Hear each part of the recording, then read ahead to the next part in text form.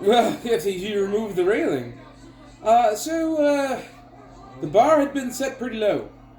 They remained at low at the end. Right. The Kabuki Warriors, Becky Lynch and Charlotte Flair, had the opportunity to steal the show, and all they really did was just this is to turn into an even bigger car crash.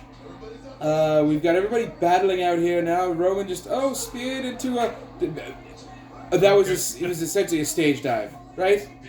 Pretty much. Right. I don't know what they're setting up there, but that's yeah. The Kabuki Warriors managed to retain. Now, that being said, and with a bit of a lackluster finish on that match, it was still crazy. Poor Kyrie. She took some abuse.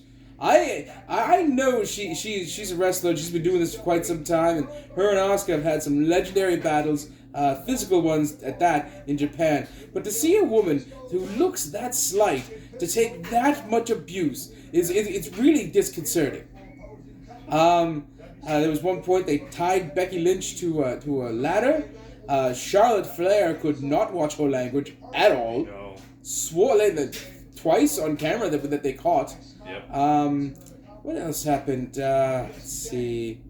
Kyrie fighting with the rope or throwing Oh chairs. my goodness! Yes. Slingshotting back at her. She managed to get, I think, 2 chairs into the ring out of 5 in total, and one of them came back and hit her in the lip.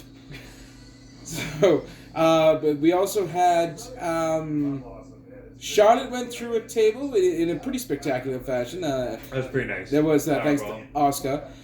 So, like I said, the action within the match itself was good, but it felt like toward the end of it, it had gone on for far too long. And then they set up this really obvious part. We're using the rope that they had tied Becky Lynch to the ladder with. Was still tied to the ladder. Asuka managed to pull the ladder down. Now, if they had just left the rope kind of dangling, laying on the mat down there, and Becky and Asuka reached in and grabbed it, that would have been an all right spot. But when she moved the ladder, it brought a lot of attention to that rope and made it super obvious that was the spot that was coming up next. Yep. And it happened. Becky fell off, and Asuka managed to get up to the top of the ladder and get the belts. So that's like I said, the Kabuki Warriors retaining. I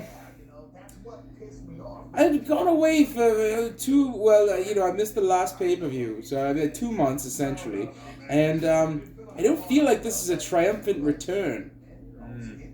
And I think they had this booked a while ago, and then just decided we're gonna wait till we announce the matches, or you think they actually just slapped this together in the last couple of weeks? I think it's been slapped together like within the last 2 weeks. It really feels like that, doesn't it? Well, you know what? They can't all be winners. Interesting tidbit, because it's a tidbit that's interesting, because it's an interesting tidbit. There were no title changes at all. There was only two titles. And I was just 3. No title changes. No title and changes there was only whatsoever. 3, and they were all tag team titles. Right. No singles title was defended tonight. Right. So there you have it, and I felt I had said about earlier it would have been interesting if they'd had the Miz take on Bray Wyatt, win, and then be like, oh no, Bray Wyatt's not the champion, the Fiend is, and then they could have continued on with that. But you know what? I'm not a super duper smart WWE booker. I'm just a chimp who does YouTube videos. So such as it was, that was tables, ladders, and chairs. Oh my. Yeah. I'm not even bothered to make the prerequisite cliched TLC, the singing group reference, no scrubs or whatever. We're just going to leave it at that, and hopefully the Royal Rumble is a bit better. But until then, I have been Montrose with Matthew here, keeping me company on this festive night. A Merry Christmas to everyone, a Happy Holidays to everyone else. Thank you.